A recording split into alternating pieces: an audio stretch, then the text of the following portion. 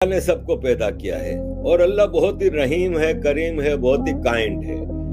تو پھر میں یہ سوچتا تھا کہ پھر ایک کائنڈ ہے, وہ کہتا ہے کہ جو کلمہ نہیں پڑھتا اس کو میں جہنم کی آگ میں جلاؤں گا.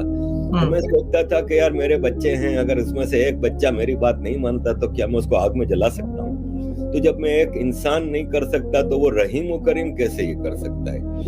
تو مجھے گیتا میں اس کا جواب یہ ملا کہ اللہ کہتا ہے قرآن میں کہ بھائی میری بات نہیں مانو گے تو میں جہنم کی آگ میں جلاؤں گا. گیتا میں بھگوان کرشن کہتے ہیں ارجن کو کہ میں نے تمہیں سارا گیان دے دیا, ساری باتیں سمجھا دی, اب یہ تم پہ ہے, تم مانو تو مانو, نہیں مانو تو نہیں مانو. اسی طرح قرآن میں ہے کہ آپ صرف ایک اللہ کی عبادت کرو گے, باقی اگر کسی کی عبادت کرو گے تو آپ جہنم میں جاؤ گے. گیتا کہیں آپ کو کنفائن نہیں کرتی کہ آپ صرف کرشن جی کی پوجا کرو گے یا آپ گنپتی جی کی. وہ کارما پہ سارا زور ہے کہ اپنے عمل اچھے بناؤ, انسان, جانور, پھل پھول, پودے, ہر چیز کا خیال رکھو. اور یہی آج کا سائنٹسٹ کہتا ہے کہ کلائمیٹ کے حوالے سے اور یہ سب چیزیں.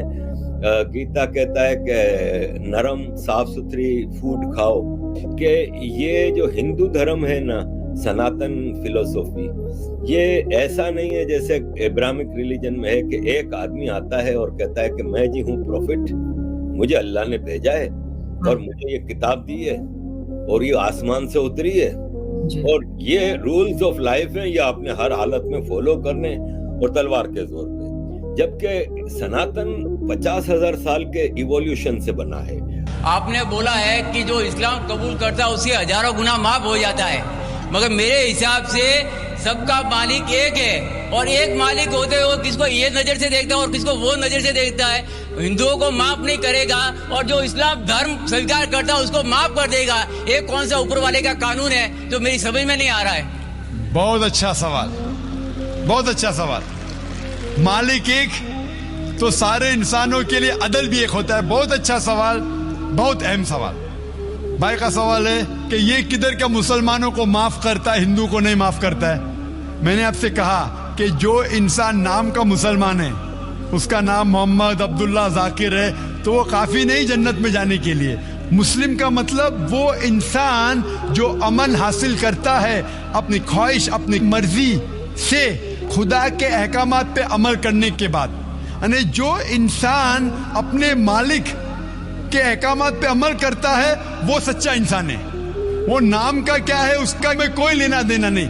یہاں میں کہہ رہا ہوں کہ جو انسان اللہ کے علاوہ کسی کے ساتھ شرک کر رہا تھا, آج شرک کرنا چھوڑ دیا, آج اس کے گناہ معاف ہوں گے. چاہے کوئی بھی ہو, آپ بھی اگر کہتے کہ میں شرک کرنا چھوڑ دوں گا, اللہ کے علاوہ کسی اور کی عبادت نہیں کروں گا جو ہندو مذہب کی کتاب میں لکھا ہے, اور میں مانوں گا آخری پیغمبر محمد صلی اللہ علیہ وسلم میں, چاہے آپ عیسائی ہے, چاہے آپ ہندو ہے, چاہے آپ یہودی ہے, آج آپ اگر اپنے مالک کا کہنا مانیں گے تو آپ کا مالک آپ کو معاف کرے گا. لیکن اگر آپ کہیں گے میرا مالک ایک, لیکن مالک کا کہنا نہیں مانیں گے تو مالک کیسا معاف کریں گا؟ مثال کے طور پہ ایک ایگزامینیشن ہوتا ہے, ٹیچر سارے طالب علم کے لیے برابر ہے.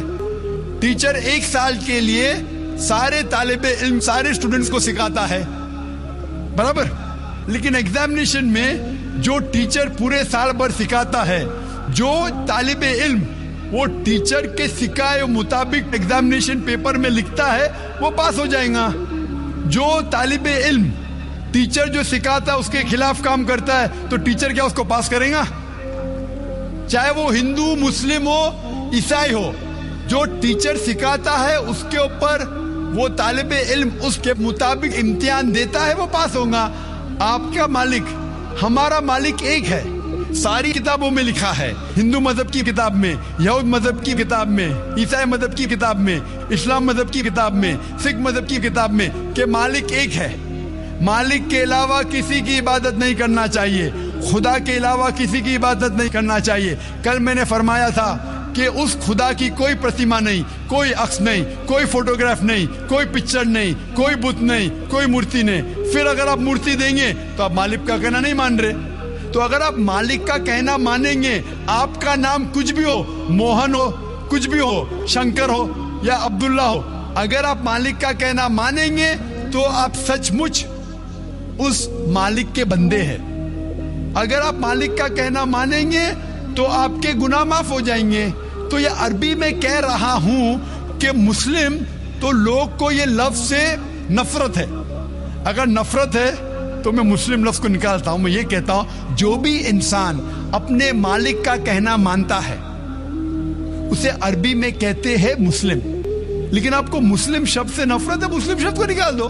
میں یہ کہوں گا جو خدا کے احکامات پہ عمل کرتا ہے, خدا کے کلمات پہ عمل کرتا ہے, یہ مانتا ہے کہ خدا ایک ہے, اس کے علاوہ کسی کی پوجا نہیں کرنا چاہیے, وہ انسان کے گناہ وہ مالک معاف کرے گا.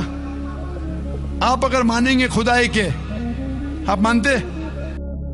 آپ مانتے خدا کے علاوہ کسی اور کو پوجنا نہیں چاہیے, مانتے؟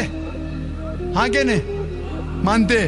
آپ مانتے بت پرستی غلط ہے, آپ مانتے کہ مورتی پوجا غلط ہے, آپ مانتے کہ آخری پیغمبر محمد صلی اللہ علیہ وسلم ہے؟ نہیں مانتے. بولتے جیسے شیو شنکر کو پیغمبر بولتے ہیں, جیسے سائی بابا کو یہ سب جو پیغمبر ہو گئے, یہ ہر فرشتے ایسے ایسے آتے گئے. آپ نے میری 15 تاریخ کی تقریر سنی؟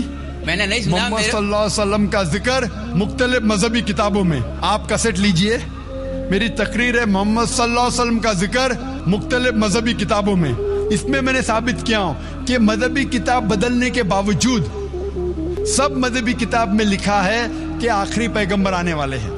اس آخری پیغمبر کا نام ہے محمد صلی اللہ علیہ وسلم. آپ ہندو مذہب سے تعلق رکھتے؟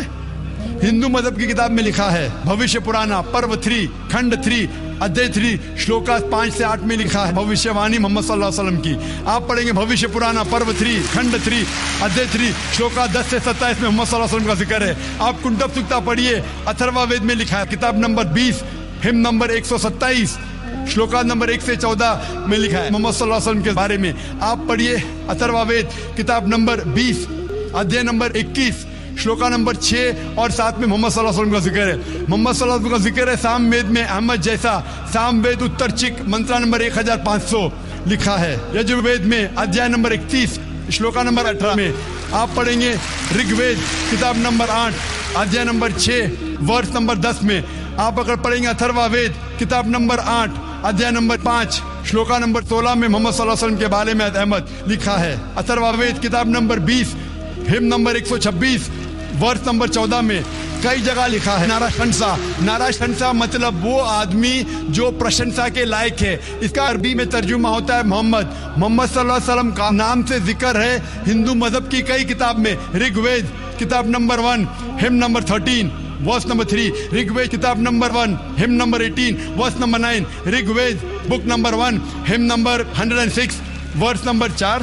رگ وید بک نمبر 1 ہم number 142 verse number 3. Rig Ved book number 2 hymn number 3 verse number 2. Rig Ved book number 5 hymn number 5 verse number 2. Rig Ved book number 7 hymn number 2 verse number 2. Rig Ved book number 10 hymn number 64 verse number 3.